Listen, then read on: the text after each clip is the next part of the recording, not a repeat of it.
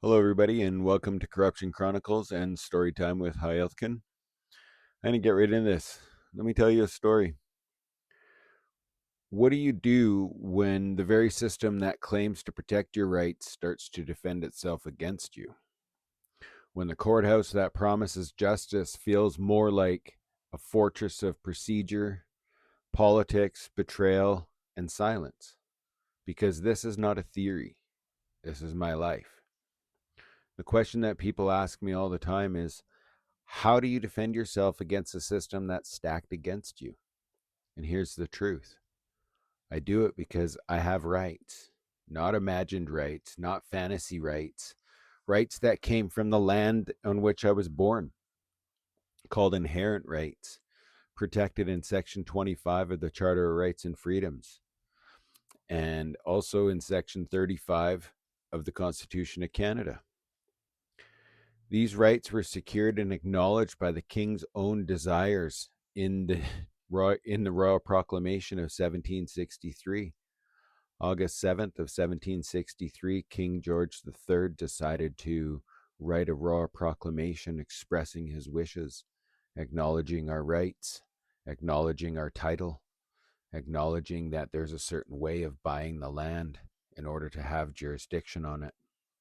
These rights are recognized under Section 35, Indigenous rights. We also have been recognized that we have prior occupation, and we also have self-government. And these are all important issues for what we're talking about in this series. And they're important because the courtroom acts like these laws are optional, like these are something that they can decipher when it's written clearly. So now we're rebuilding on a world that was broken.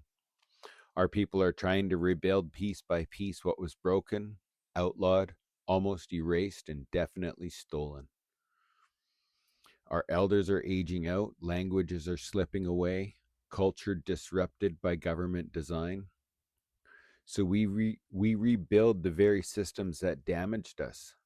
We learn their laws, their language, and their courts. I was forced to learn their language. I learned their laws, and I'm learning their courts.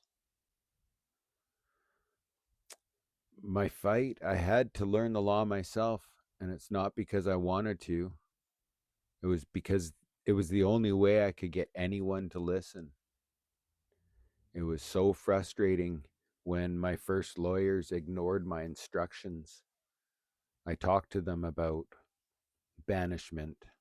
I talked to them about double jeopardy and being charged twice for the same crime.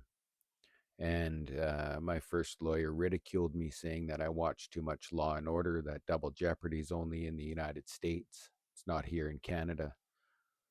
But under Section 11H, or is it 11I? 11H or 11I, they're both relevant here because one of them says that I have the right to lesser punishment, and the other one says that I have the right to protection from double jeopardy.